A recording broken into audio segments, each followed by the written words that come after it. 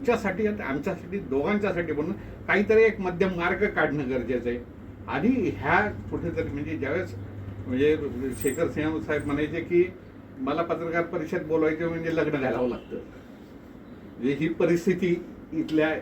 पण ठीक आहे, कदाचित पण इथल्या पण पत्रकारांच्या काही गोष्टी त्या गरजेच्या आहेत. पण ह्याला कुठेतरी काहीतरी आपण हे करू शकतो का, त्याला काय कुठेतरी एका सूचीबद्ध किंवा नियम ह्याच्यामध्ये आपण काहीतरी आणू शकतो का, हा थोडासा प्रयत्न करणं गरजेचं आहे. दुसरा महत्त्वाचा एक अतिशय महत्त्वाचा भाग की साहेब इथं गेली 25-30 वर्ष झाले ह्या शहरामध्ये पत्रकार भवन असावं यासाठी सातत्याने प्रयत्न चालू आहेत. माझे वडील ज्यावेळेस इथं म्हणजे भावी कांबळे, आज कक्षाला त्यांचं नाव आहे, बापूसाहेबांच्या मेहरबानीने बाळासाहेबांच्या मेहरबानीने ते या कक्षाला नाव दिलं गेलेलं आहे भावी कांबळे पत्रकार कक्ष. त्यांच्या प्रयत्नातनं एस टी स्टँडजवळ आम्हाला 10 गुंठ्याचं जे हे दिलेलं होतं, अनेक अडचणी आहेत त्यात, अनेक प्रश्न आहेत. 25 वर्षात प्रश्न सुटू शकला नाही. गेल्या वेळेस म्हणजे खूप प्रयत्न चांगल्या पद्धतीने केले पण होते, पण थोडंसं कुठेतरी परत थोडं माशी शिंकली परत ते थांबलंय. त्या दृष्टिकोनातून सुद्धा तुमच्या सहकार्याची मदतीची नितांत गरज आहे. किमान तुमच्या कार्यकाळात तरी हे पत्रकार भवन इथं काहीतरी सुरुवात तरी व्हावी एवढी तुमच्याकडनं अपेक्षा व्यक्त करतो. एक अजून महत्त्वाचा मुद्दा, नवीन महापालिका इमारत.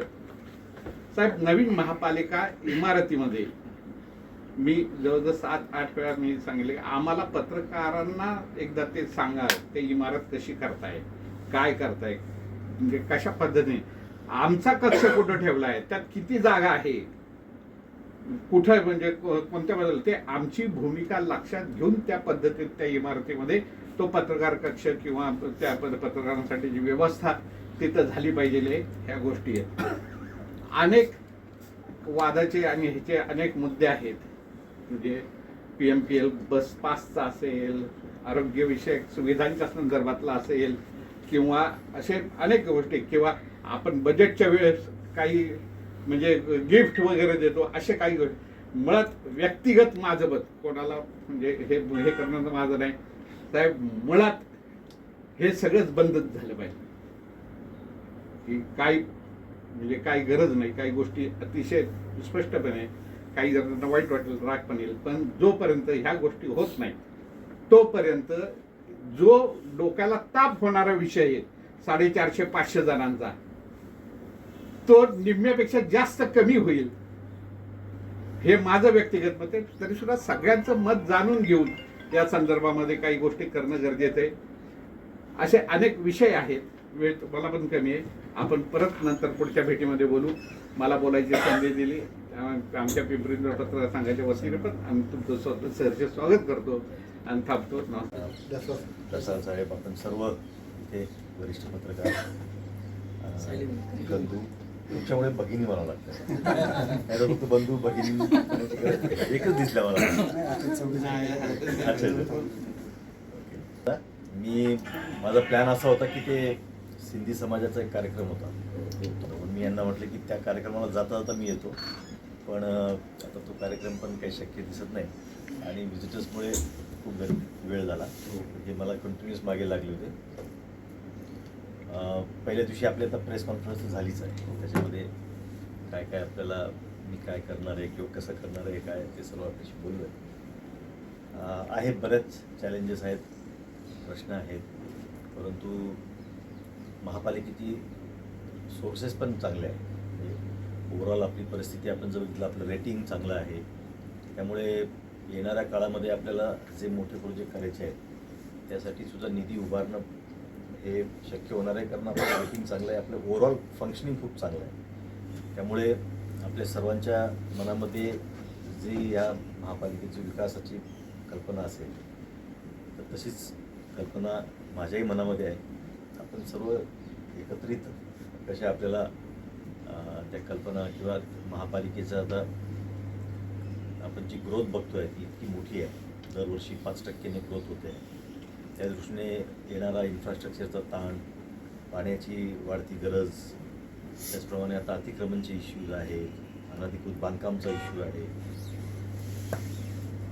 आता आपण बजेटकडे जातो. आता बजेट केल्यानंतर पुढच्या वर्षी जे मोठे कामं आहेत आपले त्यासाठी कसा निधी आपल्याला उपलब्ध करून देता येईल, या सगळ्या गोष्टींचं आपण नियोजन करतोय बारकाईने. आता आल्यापासून मी रोज सगळ्या विभागांची 2-2 तास बैठक घेऊन विषय समजून घेतोय, आपल्याला काय करता येईल, कुठे अजून कसा बदल करता येईल, ते सगळं प्रयत्न करतोय. आपल्या सर्वांची मला साथ लागेल. काही चुकत असेल जरूर टीका करा, परंतु कुठे तुम्हाला वाटलं की हे असं केलं तर असं चांगलं होऊ शकेल, म्हणजे माझा कल्याण डोंबिवली महापालिकेचा माझे तिथले पत्रकार बंधू भगिनींचा अनुभव असा आहे की कोविडमध्ये त्यांनी मला प्रचंड मदत केली. म्हणजे कुठे काही होणार असेल, म्हणजे माझं त्याचं रिलेशन असे होते, एखादी गोष्ट जर त्यांना म्हणजे TRPसाठी खूप खूप चांगली गोष्ट असेल, पण तरी फक्त ते महापालिकेला त्रास होऊ नये किंवा मला त्रास होऊ नये म्हणून सुद्धा ते कधी कधी सांगायचं सर असं असं होतं आहे, आपल्याला रेक्टिफाय करायला पाहिजे. तर शेवटी आपण तुम्ही मी आपण हे महापालिका या शहराचा विकास करण्यासाठी आहोत. ठीक आहे, पेपर तुम्हालाही चालवायचा आहे, चॅनल तुम्हालाही चालवायचे आहेत, परंतु तरीसुद्धा एक आपली सामाजिक बांधिलकी जी म्हणतो तर ती आपण करूया.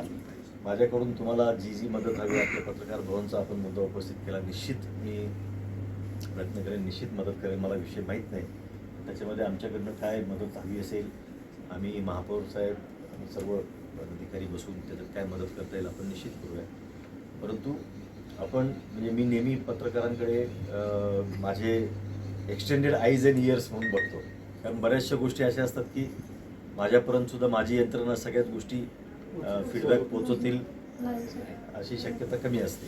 परंतु आपल्या माध्यमातून आता पेपर कटिंग येतात तरी त्याच्यात लगेच आपल्याला कळतं की अरे इथे हे चुकतं आहे, ते हे होतं आहे. आता काल एक बातमी आली की कुठेतरी रस्त्याच्या बाबतीमध्ये, आता सकाळी मी काल ती बातमी पाठवली, आज सकाळी लगेच आमच्या लोकांनी करेक्शन करून सगळं त्याच्यामध्ये ते केलं, तर याचा इम्पॅक्ट खूप चांगला होतो. त्यामुळे निश्चित आपला खूप पॉझिटिव्ह आपलं हेल्दी आपले रिलेशन राहतील. कुठे टीका झाली मला वाईट वाटत नाही, कारण शेवटी तुम्ही टीका करता ती तुम्ही व्यक्ती म्हणून करत नाही आणि मी व्यक्ती म्हणून ती घेणं काही आवश्यक नाही. मी पण आयुक्त म्हणूनच, म्हणजे विजय सूर्यवंशी म्हणून काही तुम्ही टीका कराल, मी टीका कराल ती आयुक्त म्हणूनच कराल, सिस्टमला कराल, आणि तुम्ही जेवढी टीका कराल तेवढी मला सिस्टममधले काय लॅकून आहेत ते कळतील.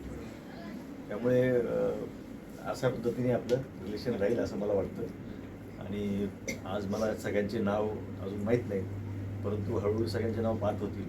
त्यामुळे आपले रिलेशन अशा पद्धतीने आपण डेव्हलप करूया. मूळ म्हणजे ह्या शहराला प्रचंड स्कोप आहे, म्हणजे आपल्यालाही माहिती आहे. ठीक आहे, आता तुम्ही म्हटले काही अडचणी आहेत, बऱ्याच अडचणी आहेत, नागरिकांनाही वाटतंय. आता मी काय दुर्गा टेकडीला गेलो होतो, तिथं काही नागरिक मला भेटले, त्यांनी ओळखलं मला T-शर्टमध्ये ट्रॅक पॅन्टमध्ये, पण ते म्हटले साहेब तुमच्याबद्दल आम्ही खूप ऐकले, परंतु काही गोष्टी आम्हाला अशा वाटतात की खरोखर अडचणीच्या होऊ शकतात की काय, परंतु तशी पोझिशन नाही आहे. आपण ह्या महापालिकेचं एकंदर जे इमेज आहे ते पण खूप चांगलं आहे. मुख्य म्हणजे आपले अनेक विभागांचं कामकाज हे इतकं प्रोफेशनल आणि इतकं चांगलं फंक्शनिंग आहे की त्याचा अनेक इतर महापालिका आदर्श घेतात. तर ते आपल्याला अजून त्याच्यामध्ये काय चांगलं करता येईल ते आपण निश्चित करूया. आपण मला बोलवलं, सत्कार केला, त्याच्याबद्दल आपल्या सर्वांचा आभार. सर, एकच रिक्वेस्ट होते अशी